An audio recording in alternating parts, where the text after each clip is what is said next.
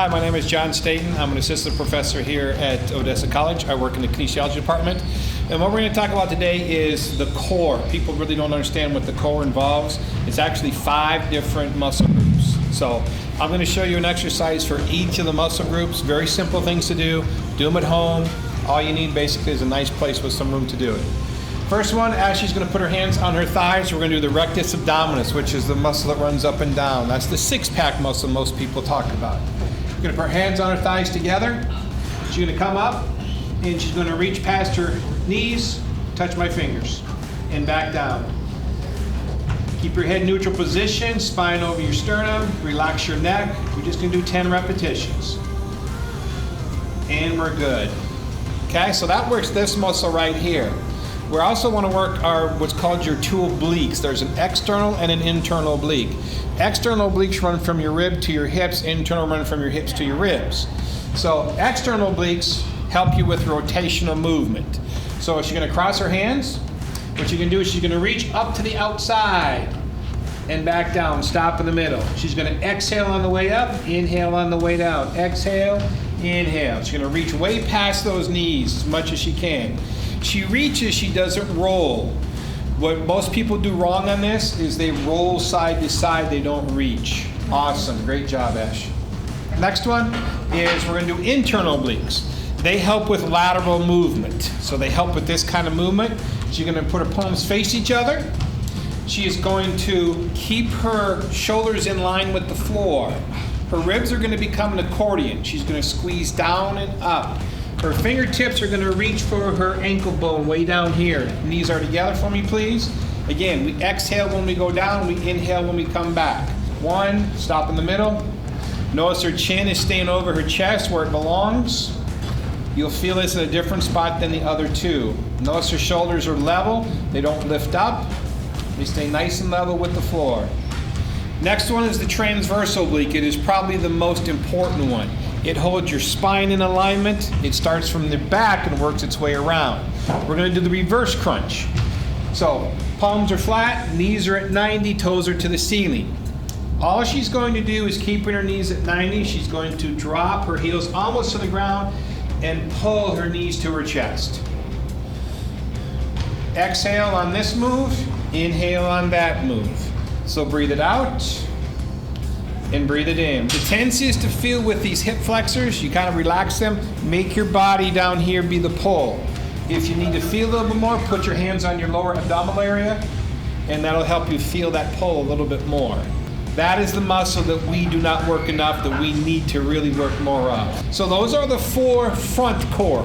We're going to do back core. It's called your rectus spinae, but I'm going to show you 2 different movements. We're going to do Superman or Superwoman first.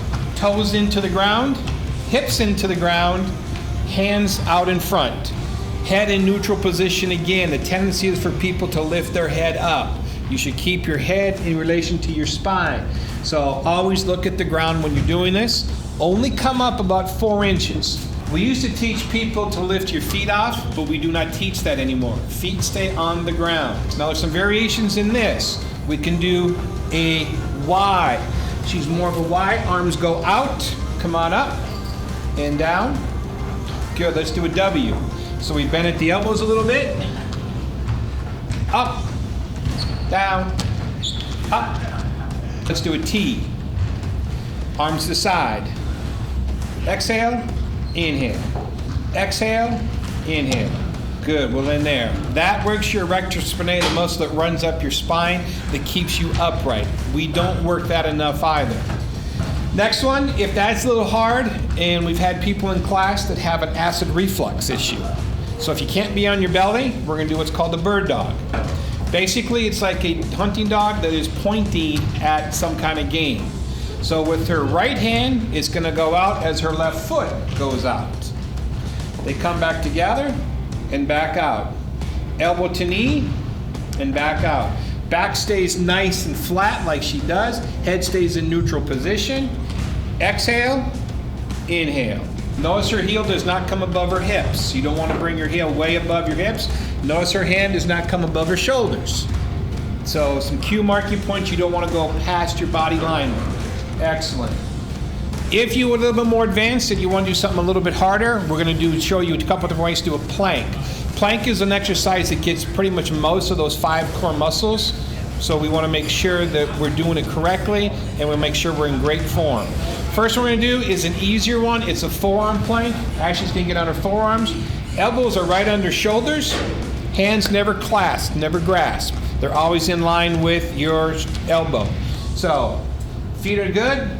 We keep a nice plank there. Plank would be if we put a board on your back, would your hips, would your shoulders, and would your heels all touch? If we do, then we got a great plank. Right now she's squeezing her belly in as well. That's what's helping the transverse oblique work. She just holds it for the next number of seconds. She wants to make it just a little harder. Take and put your palms upward. That'll make it just a little bit harder for you. Good, relax. That's a forearm plank. A more advanced move is a push-up plank. Wrists under shoulders, feet more together for me, please. And again, we keep that nice line from the shoulders and head to the hips to the feet. Pull that belly button in, squeeze your glutes as you're doing this for both of them. So if you want one that's a little more challenging, this is definitely one that'll be more challenging. Start with 10 seconds, and then each week add a couple seconds, and then get to up to 30 seconds. And hopefully, if you can do this for a minute, your core is doing extremely well. Thanks, Ash.